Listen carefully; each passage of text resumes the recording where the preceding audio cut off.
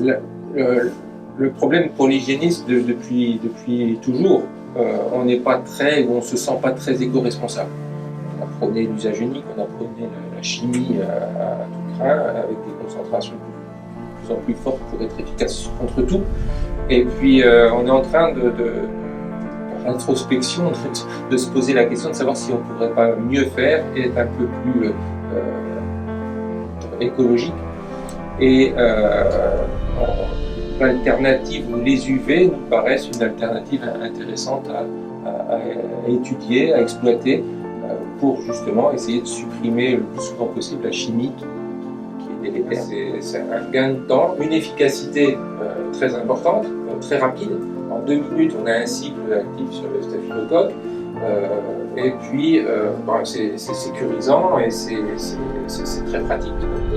Donc là, on est vraiment dans un outil, encore une fois, efficace, rapidement efficace et simple d'utilisation pour la désinfection d'objets de la vie courante hospitalière.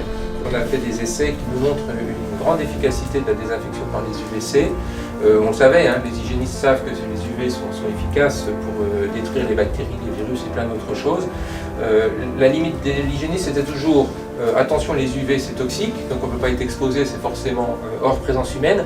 Et l'autre limite c'est, oui on est clair, mais ne sera désinfecté ou ne seront désinfectées que les surfaces qui sont effectivement éclairées par les UV.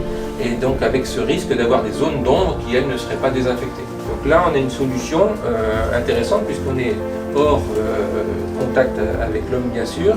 Et puis, les lampes sont disposées de telle façon qu'on n'a aucune zone d'ombre sur les surfaces que l'on veut désinfecter. Donc, on a pu travailler, nous, sur du staphylocoque. Et Thomas, qui est l'interne du service, justement, s'est amusé, entre guillemets, à faire des essais. La première étude qu'on a faite, en fait, c'était sur des pièces de jeu, donc des pièces de jeu d'échecs, pour être exact, qu'on a contaminées artificiellement avec une suspension bactérienne de Staphylococcus epidermidis. On a séparé nos pièces en 2 lots, un lot qu'on a laissé tel quel et un lot qu'on a exposé aux UV. Ensuite on a fait des prélèvements dessus et on a pu mettre en culture les bactéries qui étaient sur les pièces et on a pu comparer du coup la charge bactérienne et on a pu avoir des résultats. Oui, on a une réduction de 2,7 logs je crois de mémoire, donc presque 1000 fois. Pour les pièces qui sont passées au UV. Salle de jeu de pédiatrie par exemple, du service de pédiatrie, les éducatrices qui s'occupent des enfants et qui accompagnent les enfants prennent le temps de désinfecter les pièces les unes après les autres avec une chiffonnette imprégnée d'un détergent désinfectant.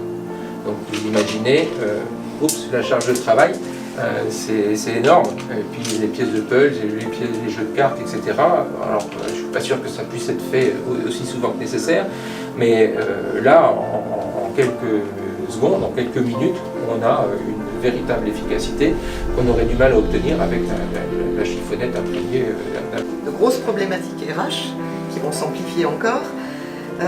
Nous avons effectivement la consommation de produits chimiques qui sont pas très agréables à supporter, ni pour les soignants, ni pour les soignés, notamment les enfants, effectivement. Tout ce qu'on peut mettre en décontamination qui résiste très très mal à l'immersion, je pense actuellement aux lunettes de protection, tout ce qui est PVC et qu'on utilise pour le Covid. Qu'on peut très bien imaginer traiter dans cette machine avec des économies énormes de ressources humaines. Là c'est la cadre qui parle, la soignante.